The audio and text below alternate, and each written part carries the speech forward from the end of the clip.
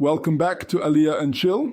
I'm your host, and today we're exploring the blood sport known as apartment hunting in Israel, where finding a place to live requires the strategic planning of a military operation, the financial resources of a small country, and the emotional resilience of a hostage negotiator. Fair warning, this episode contains themes of spatial denial, bidding wars over broom closets, and the gradual realization that your standards must be surgically lowered. So there I was, scrolling through Yad 2 with American optimism, thinking apartment hunting would be like shopping for groceries. Browse the options, pick what you like, pay a reasonable price. Done. Oh, how beautifully wrong I was. My first mistake was believing the photos. Online, every apartment looked spacious, bright, and charming. In reality, Israeli apartment photography is apparently done by magicians using fisheye lenses and strategic angles that defy the laws of physics. That spacious living room in the photo, taken from the ceiling with a wide-angle lens while standing in the hallway. In person, it was roughly the size of a walk-in closet, a small walk-in closet, for a person with no clothes. But the photos showed, I protested to the agent. Photos are artistic interpretation, she replied. This is reality. You want art gallery or apartment? The competition was fierce. I thought I was apartment hunting. Turns out, I was participating in the Hunger Games, Real Estate Edition. Every viewing had at least 17 other potential tenants, all looking desperate and slightly feral. We'd circle each other like predators, trying to assess the competition. How much are you offering above asking price? One woman whispered to me. Above asking price? Amateur, she scoffed and moved closer to the landlord with a manila envelope that clearly contained more money than I'd ever seen. I learned that in Israel, the asking price is just the opening bid in a financial auction where the highest offer wins, regardless of your charm, references, or ability to actually afford the rent long term. The apartment viewing process was like speed dating, but more brutal and expensive. Landlords would schedule 7 viewings in 1 hour, letting potential tenants fight it out Gladiator style. I have cash, shouted one guy. I'll pay 6 months up front, countered another. I'm a quiet vegetarian who works from home and never has guests, desperately offered a woman who clearly understood the game better than I did. Meanwhile, I stood there with my prepared speech about being a responsible tenant, while everyone else was basically auctioning off their firstborn children. The application requirements were insane. For a 10,000 shekel apartment, landlords wanted last 6 months of bank statements from a bank that didn't exist when I arrived last week. Employment contract for a job I hadn't found yet. 3 Israeli references from the 2.5 people I'd met since landing. Guarantor who owns property in Israel, my imaginary rich Israeli uncle. Proof of income 3 times the rent because apparently they wanted to ensure I could afford to eat. Character assessment from my kindergarten teacher. DNA test proving I'm genetically predisposed to paying rent on time. But I just made Aliyah, I explained for the 100th time. Not my problem, was the universal response. Come back when you have Israeli life history. The Facebook groups were a special kind of torture. Every decent listing would get 847 comments within 3 minutes. PM sent. I'm interested. Very responsible. Can view today with cash.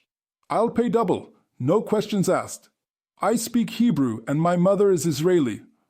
I'd spend 20 minutes crafting the perfect response, only to discover that the apartment had been rented before I finished typing. The Israeli rental market moved faster than gossip in a small town. The neighborhood tours were educational experiences in managing expectations. This is Florentin, my friend explained, showing me around.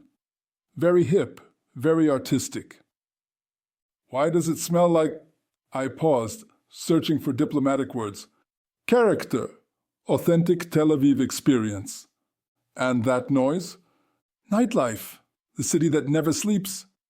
At 3 p.m. on a Tuesday? Early nightlife, very innovative. I learned that up and coming meant currently a construction zone. Vibrant neighborhood meant too loud to sleep. And authentic character meant bring air fresheners and earplugs. The landlord meetings were like job interviews, but more stressful because homelessness was on the line. "Why should I rent to you?" asked Mr. Goldstein, a landlord who looked like he'd rather set his apartment on fire than rent it to anyone. "I'm responsible, quiet, and I pay my bills on time." "Everyone says that. What makes you special?" I really need a place to live." "So does everyone else." "Next." I started preparing elaborate presentations. Here's my 5-year plan, my credit history, character references, and a detailed analysis of why I'm the perfect tenant for your 2.5-room apartment with the broken air conditioning. The viewing appointments were exercises in logistics and disappointment. Landlords would schedule you for 3 p.m., show up at 3:47, spend 4 minutes half-heartedly showing the place, then leave you standing there while they immediately called the next candidate. "Any questions?" they'd ask while already walking toward the door. "What about the water damage on the ceiling?" "Character, shows the apartment has history." And the weird smell in the kitchen. "Previous tenant was very good cook. Flavor built into walls? Is that legal?" This is Israel, not Switzerland. The bidding wars got ridiculous. I'd find a decent place listed for 8,000 shekels and end up in a financial cage match with investment bankers and tech entrepreneurs who treated rent money like pocket change. "I'll offer 9,500, someone would shout. 10,000, another would counter. 11,000 plus, I'll renovate the bathroom. 12,000 and I'll clean the building stairs weekly. Meanwhile, I'm standing there with my carefully budgeted 8,200 shekel offer, realizing I'm bringing a calculator to a gunfight. The furnished versus unfurnished options were their own special category of creative interpretation. Furnished apartment. Comes with everything you need. Reality. A bed, a chair, and something that might once have been a refrigerator. Unfurnished apartment. Completely empty, ready for your personal touch. Reality. No light fixtures, no kitchen cabinets, no bathroom mirror, basically 4 walls and optimism. Semi-furnished, some items included. Reality. Random objects the previous tenant couldn't fit in their moving truck. The breakthrough came after 6 weeks of rejection when I met Sarah, a landlord who was actually human. "Look," she said, "this apartment is small, expensive, and the upstairs neighbors practice interpretive dance at midnight. But the roof doesn't leak, the plumbing works most of the time, and I'm a reasonable person who understands that new immigrants need to start somewhere." "What's the catch?" "No catch. I just prefer tenants who will take care of the place instead of treating it like a temporary hotel room." "When can I sign?" "Right now if you want it." I almost cried with relief. After weeks of financial gladiator combat, I'd found someone who valued responsibility over bidding wars. 6 months later, I loved my tiny, expensive apartment with the midnight dances upstairs.